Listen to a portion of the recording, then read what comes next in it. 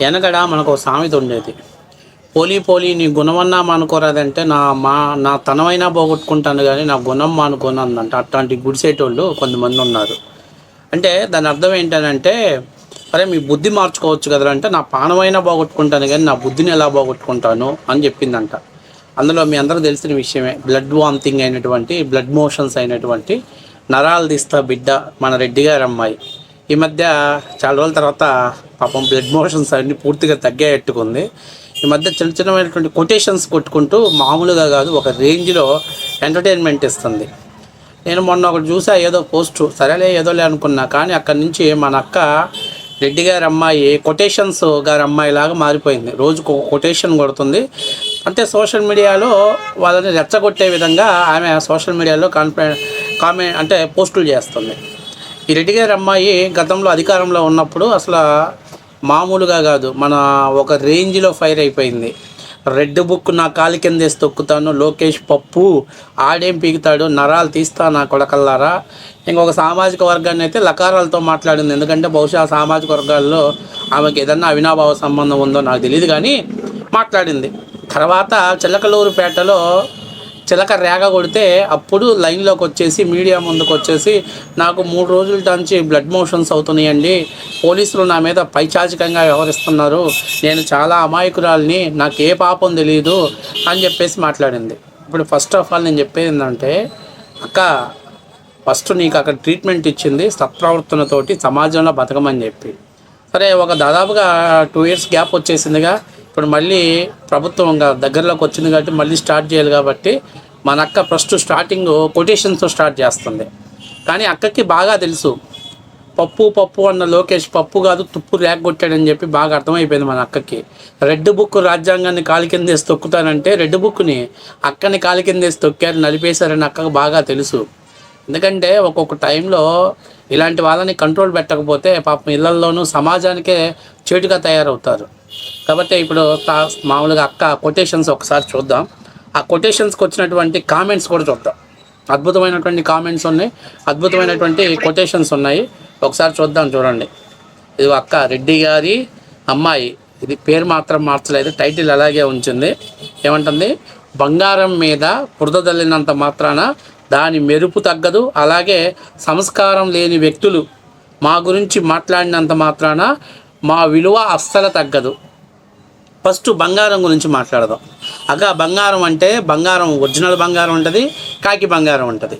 ఇప్పుడు దాకా నువ్వేమనుకుంటున్నావు అంటే కాకి బంగారాన్ని ఒరిజినల్ బంగారం అనుకుని ఫీల్ అవుతున్నావు. అందుకే బురద జల్లక ముందు అది మామూలుగా ఉన్నా కూడా మలినం అయిపోతుంది. ఒరిజినల్ బంగారం లాగే ఉంటుంది. కాకి బంగారం ఏంటంటే మెరుస్తూ ఉంటుంది, 4 రోజులు మెరుస్తుంది, తర్వాత ఆటోమేటిక్గా దాని వన్నె తగ్గిపోయి దానికి తగ్గట్టుగా కనిపిస్తూ ఉంటుంది. ఎందుకంటే మన బతుకులు కూడా అంతేనక్క, మన ఒరిజినల్ అని మనం అనుకోవడం అప్పటి నుంచి బయట వాళ్ళు అనుకోవాలి. ఇక రెండవది సంస్కారం.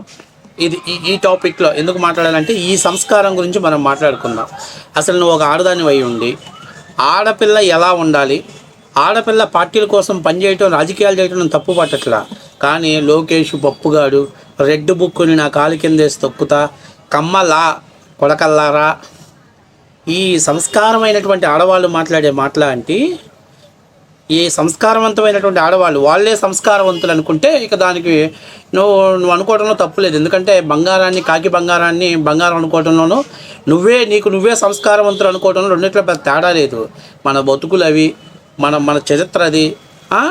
మనం అసలు ఎవరితో ఎలా ప్రవర్తించాలి, ఎవరిని ఎలా మాట్లాడాలి, రాజకీయాల్లో ఉండొచ్చు తప్పులేదు, మహిళలు రాజకీయాలు చేయాలి, కానీ రాజకీయాలనే పేరుతోటి ప్రత్యర్థి పార్టీ నాయకుల్ని ఎగతాళి చేసి వాళ్ళని అసభ్యకరంగా మాట్లాడి వాళ్ళని ఏదో అవమానపరిచే విధంగా మాట్లాడి వాళ్ళని మీద వ్యక్తిగతంగా దూషణలకు దిగి వాళ్ళని వ్యక్తిగతంగా విమర్శలు చేసి ఆ విధంగా చేసేది ఇది కూడా రాజకీయమే అనుకుంటే దాని తగ్గ పరిణామాలు, తీవ్ర పరిణామాలు ఎదుర్కోవాల్సిన సమయం వస్తే ఎదుర్కొంటారు. అది 2019, 2024 వరకు నీ ఇష్టాసారంగా వాగావు. దాని పరిణామాలు 2024 తర్వాత చిలకలూరుపేట కేక్ అనేలాగా మన అప్పట్లో మంచి ట్రీట్మెంట్ చేశారు. కాకపోతే నేను చెప్పేది ఏంటంటే, ఫస్ట్ ఆఫ్ ఆల్ నీకు నువ్వే బంగారంగా ఊహించుకోమాక. రెండవది, నీ దగ్గర నుంచి సంస్కారమైనటువంటి మహిళల గురించి మాట్లాడే అర్హత మనకు లేదు.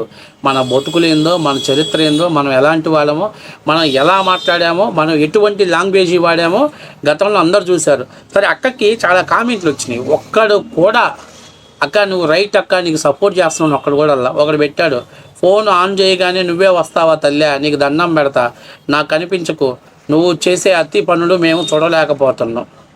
బంగారం అని నువ్వు అనుకుంటే సరిపోదు, నిన్ను కన్న తల్లిదండ్రులు అనుకోవాలి, అయినా నీ విలువ అనేది ఒకటి ఉంటుందా. ఇంకా కొన్ని బూతులు పెట్టారు, వాటి గురించి కూడా మనం మాట్లాడదలుచుకోవట్లేదు.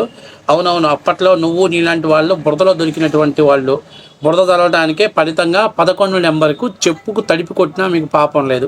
ఇట్లా ఒక మహిళ అయినా ఇటువంటి కామెంట్స్ పెడుతున్నారు. కారణం ఏంటంటే ఫస్ట్ ఆఫ్ ఆల్ ఈ అమ్మాయి ప్రత్యర్థి పార్టీలని రెచ్చగొట్టి ఏదో మాట్లాడితేనే మనం పెద్ద రాజకీయాలు చేసిన వాళ్ళం, మనం అనుకున్న వాళ్ళము, మనల్ని మించిన వాళ్ళు లేరు అని అనుకుంటారు. అక్కకి నేను చెప్పేది ఏంటంటే సంస్కారం గురించి, క్యారెక్టర్ గురించి మనం మాట్లాడకూడదు అక్క, కాస్త మూసుకొని ఉంటే మర్యాదగా మంచిగా గౌరవంగా ఉంటుంది. ఇంకొకటి పెట్టింది, అక్క దగ్గర చాలా చెక్కలు ఉన్నాయి పాపం, జగన్మోహన్ రెడ్డి టర్మ్లో తొక్కేశాడు అక్కని, లేకపోతే మా అక్క మామూలుగా ఉండేది కాదు. సముద్రంలో అలలు ఎంత డేంజరో నాలో సైలెంట్ అంత డేంజర్ అంట. అబ్బా జగన్మోహన్ రెడ్డి గారు పాపం తొక్కేశాడు బిడ్డని, అనవసరంగా తొక్కేశాడు. లేకపోతే గత 5 ఏళ్లలో అక్క దగ్గర ఉన్నటువంటి క్రియాత్మకమైనటువంటి లాంగ్వేజ్ తోటి నిజంగా జగన్మోహన్ రెడ్డి గారు ప్రెస్ మీట్ పెట్టేటప్పుడు చాలా పదాలు పలకలేక ఇబ్బంది పడుతూ ఉంటాడు. కాబట్టి అక్కని కానీ తీసుకెళ్ళినట్లయితే అసలు బ్రహ్మాండంగా సోషల్ మీడియాలో ఒక హైప్ని క్రియేట్ చేసేది. అక్క నువ్వే ఓవరగా బిల్డప్ అనుకొని, నిన్ను మించిన వాళ్ళు లేరనుకొని, నువ్వేదో నా అంతటోళ్ళు లేరనుకొని కలలుగంటున్నావు అక్క. సముద్రం అలలు ఎంత ఎత్తు ఎగిసినా చివరికి నేలను దాకాల్సిందే. నీలాంటి వాళ్ళు అధికారం ఉంది కదా అని ఎప్పుడెప్పుడైనా ఎగిరి పడితే అధికారం పోయిన తర్వాత మళ్ళీ కిందకి రావాల్సిందే. ఫస్ట్ ఆఫ్ ఆల్ మనం చేయాల్సింది ఏంటంటే గవర్నమెంట్ ఉంటే ప్రజలకు సేవ చేయటం, మీ విధానాన్ని ప్రజల్లోకి తీసుకెళ్ళటం, అంతేగాని నోటుకు వచ్చినట్టు పిచ్చి కుక్కలాగా గజ్జి కుక్కలాగా వాగితే గవర్నమెంట్ పోయిన తర్వాత బ్లడ్ మోషన్స్ అయ్యేటట్టు కొడతారు. అర్థమైందా? సారీ, నేను పదాన్ని వాడకూడదు, క్షమించాలి. ఇక నుంచి నోట్లో నుంచి వచ్చిన రక్తం, నేను చెప్పేది ఏంటంటే ఫస్ట్ ఆఫ్ ఆల్ ఒళ్ళు దగ్గర పెట్టుకొని మనం మాట్లాడాలి. అర్థమైందా? ఫస్ట్ మనం సంస్కారం నేర్చుకోవాలి.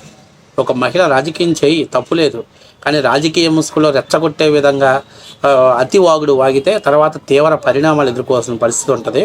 ఒక మహిళగా నేను చెప్పేది ఏంటంటే ఫస్ట్ ఆఫ్ ఆల్ ఒళ్ళు దగ్గర పెట్టుకో, సమర్థవంతంగా మాట్లాడు, సమర్థవంతంగా రాజకీయం చేయి. ఇట్లాంటి రెచ్చగొట్టేవి సోషల్ మీడియాలో హైప్ చేద్దాం, బిల్డప్ చేద్దామని చేస్తే మళ్ళీ ఈసారి చిలకలూరుపేట కాదు గుంటూరులో నోట్లో నుంచి బ్లడ్ మోషన్స్ అయ్యేటువంటి అవకాశం, వామిటింగ్ అయ్యే అవకాశం ఉంటుంది. కాబట్టి నేను ఒక చిన్న మాట చెప్తున్నా, ఇంకా మళ్ళీ మేము వస్తాము, ఈసారి వచ్చినాక నా విశ్వరూపం చూపిస్తా, నువ్వు విశ్వరూపం చూపించినా లేకపోతే మీ అన్న ఇంకెందుకులే, మహిళలు ఎంతకంటే ఎక్కువ మాట్లాడకూడదు. కానీ నువ్వు ఎక్స్పెక్టేషన్ తగ్గించుకోక్క, మార్కెట్లో చలామణి అవుతావు. నీకు సింపుల్గా చెప్పే మాట ఇదేను.